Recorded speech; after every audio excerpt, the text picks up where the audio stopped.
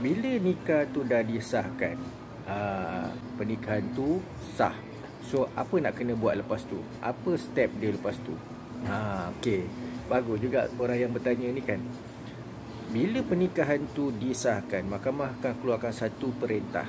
So perintah tu you kena bawa ke pejabat agama tempat tinggal you lah. Kalau you tinggal di Shah Alam, pejabat agama Shah Alam lah, anda Selangor lah.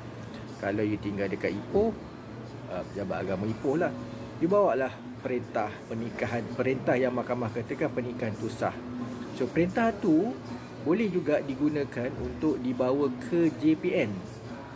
Untuk orang yang daftar nak menggunakan surat nikah sindiket, yang JPN daftarkan anak dia, anda tidak sah taraf, so boleh guna perintah tu dan boleh hantar dekat JPN. Bila you dah hantar perintah tu dekat pejabat agama akan panggil untuk, ini kebiasaannya pejabat agama akan panggil untuk siasatan selepas dapat perintah tu. Dan pejabat agama akan proceed dengan pendakwaan. Bahagian pendakwaan akan bawa kes ni untuk buat pendakwaan di mahkamah, dan you kena bayarlah serta denda atau hukuman yang you kena. Barulah pejabat agama akan keluarkan surat nikah. So dia akan ganti surat nikah Thailand tu, dia akan ganti dengan surat nikah Malaysia. Itulah selepas you dapat perintah tu, so you akan buatlah benda tu.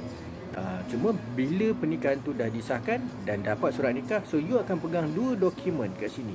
Dua dokumen yang you akan pegang iaitu surat nikah dan juga perintah pengesahan nikah. Semoga ada manfaat. Wallahualam.